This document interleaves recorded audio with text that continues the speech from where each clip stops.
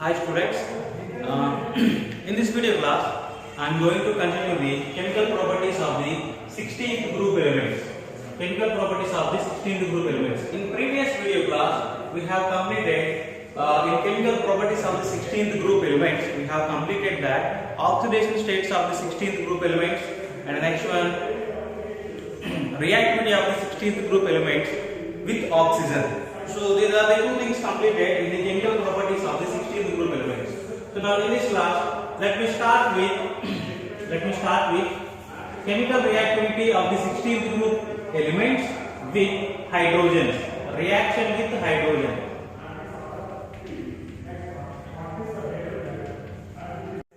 Reaction with hydrogen. So right guys. So now here 16th group elements react with hydrogen and they can form EH type compounds, EH2 type compounds, EH2 type compounds. So all the 16th group elements can react with hydrogen and they can form hydrides with a formula EH2. So let me write example. This one you can write like this also, H2E, both are same. So now first example H2O and the next one H2S and H2Se and the next one H2Te. Okay, so these are the hydrides of the 16th group elements. Now here recording this we have to discuss several factors. First one melting point, boiling point, and the next one bond dissociation energy, thermal stability, reducing nature, and the next one the acidity, and the next one bond angles. These are the things we have to discuss here. So now first one melting point and boiling point. Melting points and next one boiling point. So now you know guys, when size and next one mass increases, van der Waals force of attractions increases. Now for example, see these are two small particles and here these two are heavier particles. They are large in their size. Now here comparing with in the first case, in second case here we have more van der Waals force of attractions, and here there is poor van der Waals. There are poor van der Waals force of attractions in this case. So now here van der Waals force of attractions are more, as a result melting and boiling points also increases. Now here also guys, from top to bottom the size of the molecules and mass of the molecules increases, as a result their melting and boiling points also increases. So now let me write the order of the melting and boiling point. So H2E, H2Te contains more melting point than H2Se and followed by H2S and followed by H2O. So now this is the expected order guys here, but here H2O shows abnormal behavior due to oxygen small size,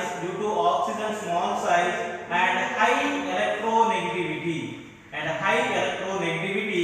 So this one shows abnormal behavior. Due to these two factors here in H2O there is a formation of the hydrogen bond.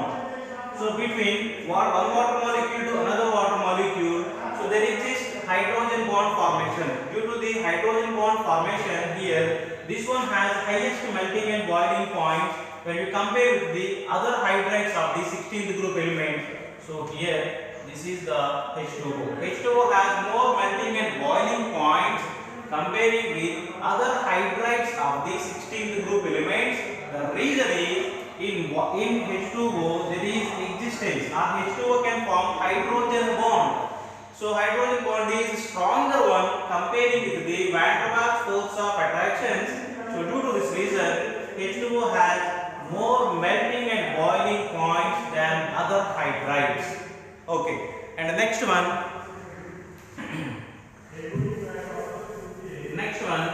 bond dissociation energy. Second one bond dissociation enthalpy or bond dissociation energy. So now you know guys, when bond length increases, then to break the bond energy decreases. So here you see, for example, here two atoms are bonded and this is the size of the atoms. And here two heavier atoms are bonded like this. Let me take this combination. Okay, so now this is an atom combined with another atom, and same size of the atom combined with the large size of the atom. So now you see guys here the internuclear distance between these two. You see the bond length. So in which case more bond length present here, bond length is very high and here bond length is shorter. So then the breakage of this bond is very easy and breakage of this bond is little bit difficult. Now you can see here from water to, from H2O to H2Te, bond length increases. So now the H and here OH bond length is very shorter comparing with the H and the next one TeH. So here bond length is very high because tellurium has larger size and this is the size of the hydrogen. Now this is the bond length, and here oxygen has small size and this is the size of the hydrogen, and you see the bond length. So now here bond length is very high, so the breakage of this bond is very easy, and here bond length is very small, so breakage of this bond is very difficult. So now here we can say that from top to bottom, bond length increases, so bond dissociation energy decreases. So we can write a order. H2O has more bond dissociation energy or enthalpy comparing with H2S, and next one H2Se, and next one H2Te.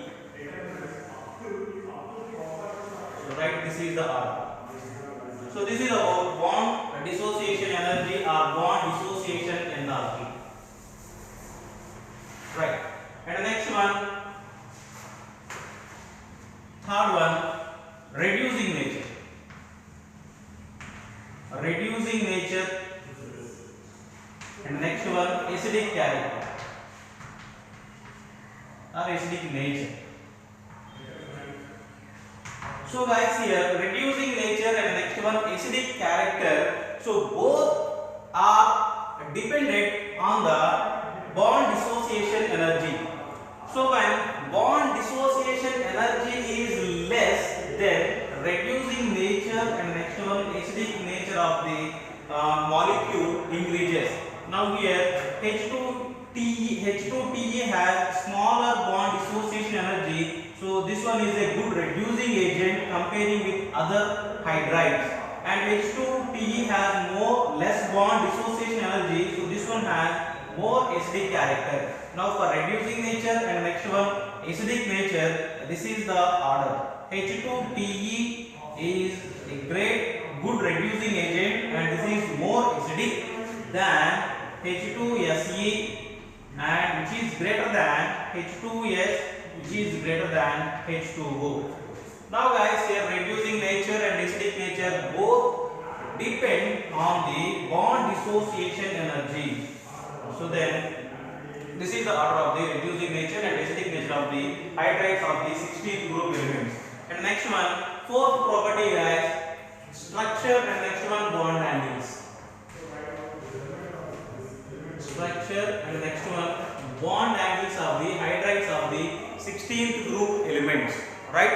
So now okay, here all the molecules have angular geometry. For example, if you take water molecule, so now in water molecule two hydrogens are combined with hydrogen in V shape, and here over the oxygen two lone pairs present. So now hybridization, oxygen undergoes here sp3 hybridization. So now here two sigma bonds present and two lone pairs present.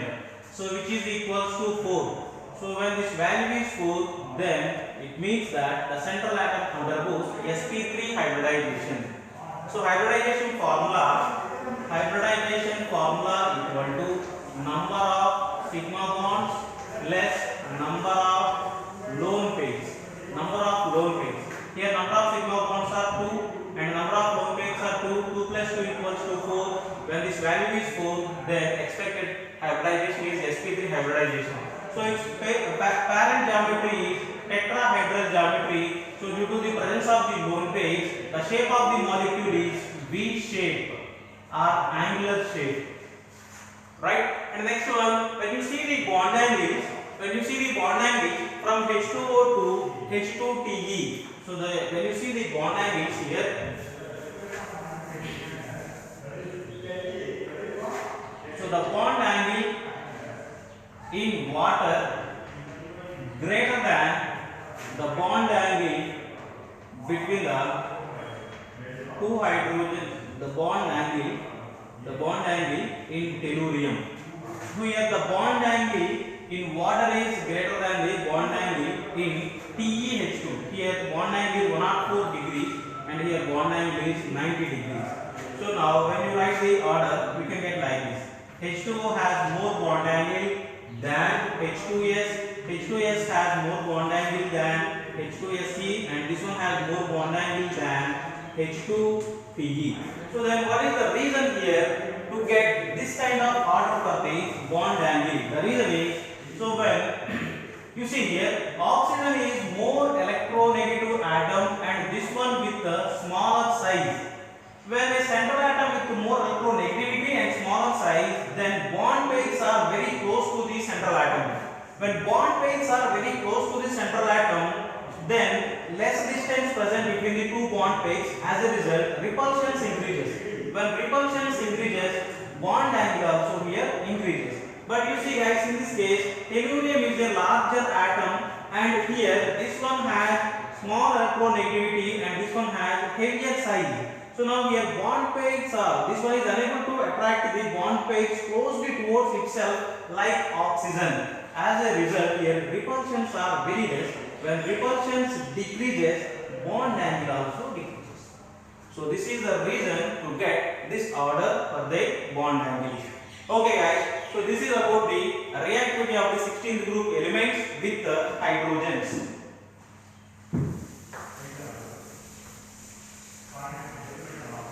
And the next one, reactivity of the halogens, reactivity of the 16th group elements with halogens. Reactivity of the 16th group elements with the halogens. 16th group elements react with halogens and forms various types of compounds.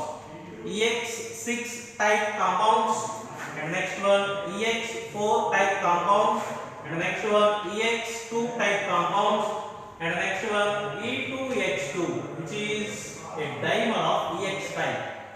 So these are the various types of the compounds formed by the 16th group elements when they react with halogens. So now here hexahalides, these are known as hexahalides, and here tetrahalides, dihalides and monohalides.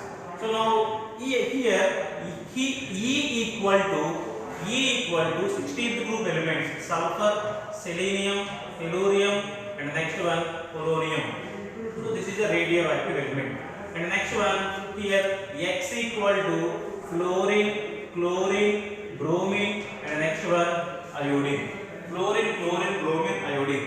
So now here guys, F minus is more stable than Cl minus. Cl minus is more stable than Br minus, and I minus is F minus is more stable than Cl minus and Br minus, and next one I minus. This is the stability order of the halide ions. So now you know fluorine contains more electronegativity. Its electronegativity value equals to 4. So this one is able to handle the minus charge. So now here this is the stability order of the halide ions. So now let us discuss about the hexahalides. So now in hexahalides, hexafluorides are more stable than other hexahalides. Example, this SF6 and SeF6 and the next one TeF6. So these are the hexahalides. These hexahalides are more stable than other hexahalides. Hexafluorides are more stable than other hexahalides. So like Se, Br6, Te, Br6, such kind of examples. Comparing with them, these are more stable. So why these are more stable? So first you see guys here, all these 16th group elements exhibit +6 oxidation state. +6 oxidation state. And you know that here fluorine is more electronegative atom. Fluorine is more electronegative atom and this one is smaller in size. Now you see guys here from top to bottom +6 oxidation state decreases. Our stability of the +6 oxidation state decreases. So due to the inert pair effect here, the stability of the +6 oxidation state decreases. Now you know fluorine is more electronegative atom, so this is able to pull the NH2 electrons present in these elements towards itself. Because of its more electronegativity, fluorine is able to overcome the fluorine is due to the presence of this more electronegative atom. So these elements overcome the inert pair effect. Because of more electronegativity of the fluorine, this is able to pull up the NH2 electrons towards itself. So this is the reason. Due to these two reasons, these compounds are more stable. Right. Now if you see here, if you see the stability order, SF6 is more stable than SeF6 and TeF6. So however here SF6, in SF6 S has +6 oxidation state. With +6 oxidation state, sulfur is more stable, and here with +6 oxidation state, tellurium is little bit unstable. So now from here to here, the stability of the compounds decreases. So next, let us see the structure of the hexafluorides. Let me take one example to discuss structure, that is SF6. SF6. So right guys, in SF6, sulfur has 6 unpaired electrons. In its 3s, 1 unpaired electron present, and its 3p, this is the 3s and this is the 3p. In its 3p, this one has 3 unpaired electrons, and the next one, this is the 3d. In its 3d, this one has 2 unpaired electrons, 1, 2, and next, yes, 1, 2. So number of unpaired electrons 1, 2, 3, 4, 5, 6. Alright guys. So now here s orbital and 3 p orbitals, and the next one these 2 d orbitals. So all intermix together and forms sp3d2 hybridization. Here sulfur undergoes in this molecule sp3d2 hybridization. sp3d2 hybridization. So sp3d2 hybridization means the shape of the molecule is octahedral geometry. So the molecule has octahedral geometry.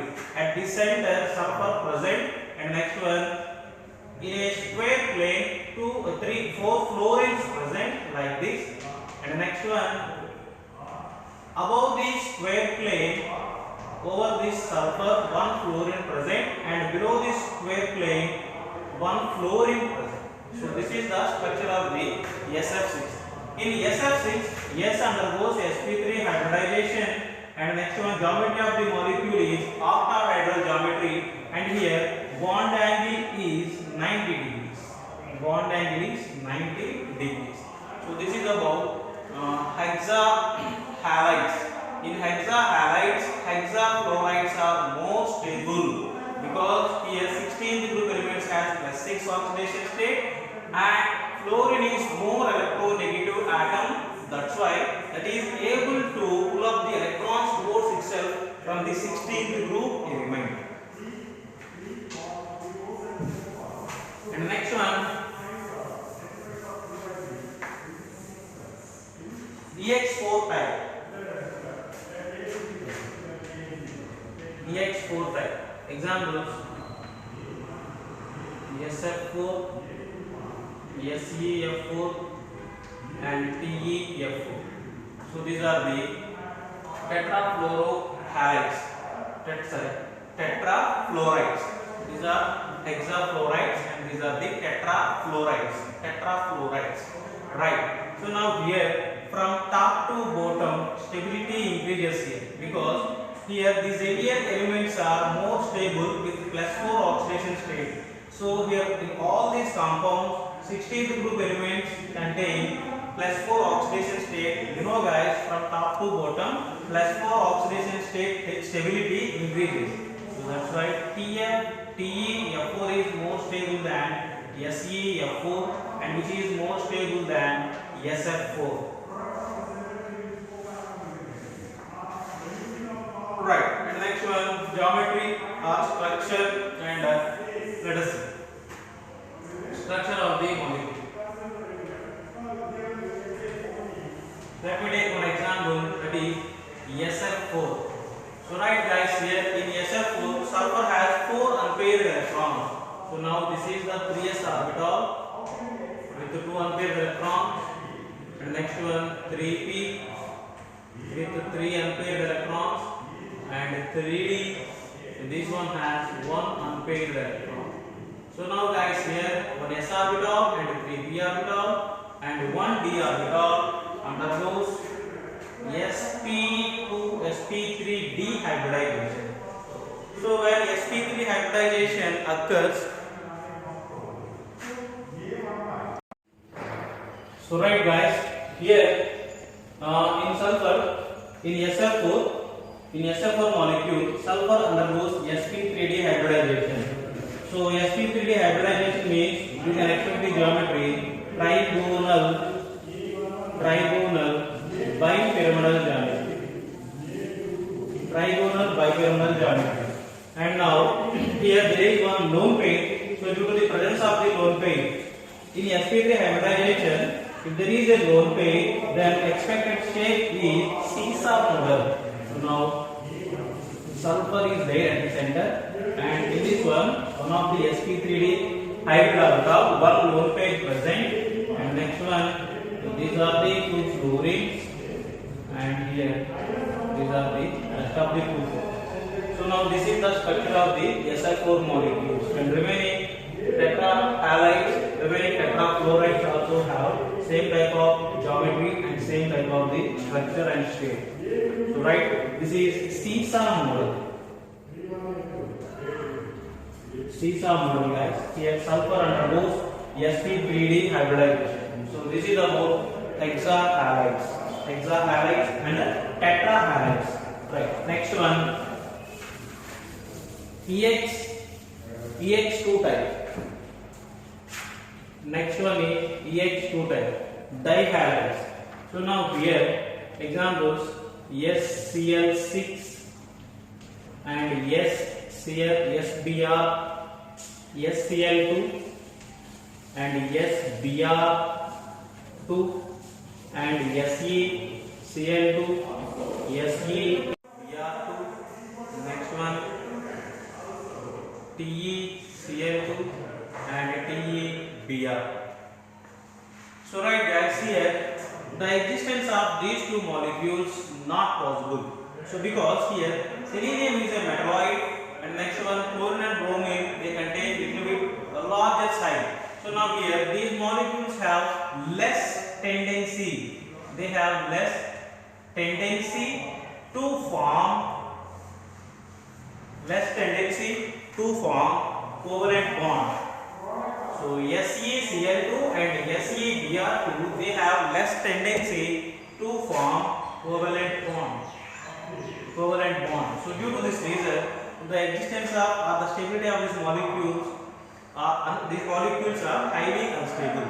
And next one, if you see SCl2 and SBr2, so here the tendency to form a covalent bond is more here. So these are covalent molecules. Now you see here, these are the ionic compounds. These are ionic molecules. Comparing with the selenium, tellurium contains more metallic character. So here this one forms ionic bond with the chlorine and next one bromine. As a result, these are stable compounds. And here covalent bond formation takes place. Here sulfur has smaller size comparing with the selenium, and this one contains more non-metallic character than selenium. So this one is able to form covalent bond. This one shows more tendency to form a covalent bond with the chlorine and next one bromine. So these are the stable compounds. Now this is a metalloid. Selenium is a metalloid. So this one shows poor tendency to form a covalent bond. So now let us see some example. Let us see the geometry of the molecule. So let me take SCl. So now here in SCl2, sulfur has 2 unpaired electrons. in its 3s orbital, pair of electrons present, and the next one in its p orbital,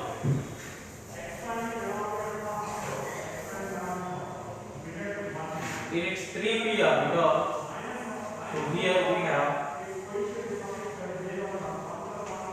two unpaired electrons and one lone pair, and here 3d is vacant. 3d is vacant. So now in SCl2 here sp3 hybridization takes place. sp3 hybridization takes place. So then here paired geometry is tetrahedral geometry, but here two lone pairs are there. So in SCl2 around the sulfur two lone pairs present.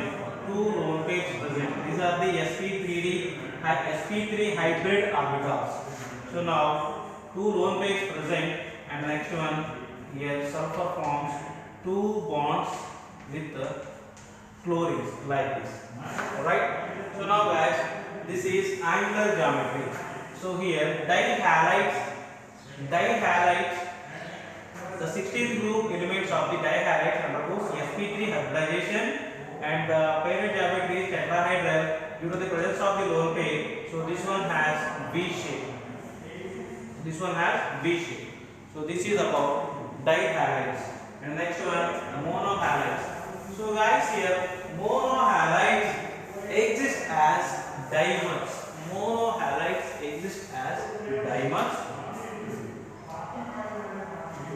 So E2H2 type. So in brackets EX type. So examples here SCN6, S2Cl2, S2F2, and S2Br2. So right guys, here Se2Cl2, this one undergoes disproportionation reaction. So 2 moles of Se2Cl2 decomposes to give SeCl4 plus selenium. Right here 2 moles going to 4, and here 1 present and 3. 4 chlorines, and here also 4 Cl atoms equal. So now here selenium has +1 oxidation state. When we see the structure of the Se2Cl2, so this is present like this, Cl and here Cl2. So now between Cl and selenium, so this is more electronegative atom, and electron bond pairs moves towards the chlorine. Here +1 charge, this one takes +1 oxidation state. Here also same thing happens, +1 oxidation state exhibited by the selenium. So in this molecule, each selenium has +1 oxidation state. Now here selenium has +4 oxidation state, and here 0 oxidation state. So now this is oxidation, and the next one which is reduction. So now here same element, that is selenium undergoes oxidation and reduction in a single equation reaction. So this is known as disproportionation reaction, and the selenium is a little bit stable in +4 oxidation state. Right. So this is about the reactivity of the 16th group elements towards the halogens.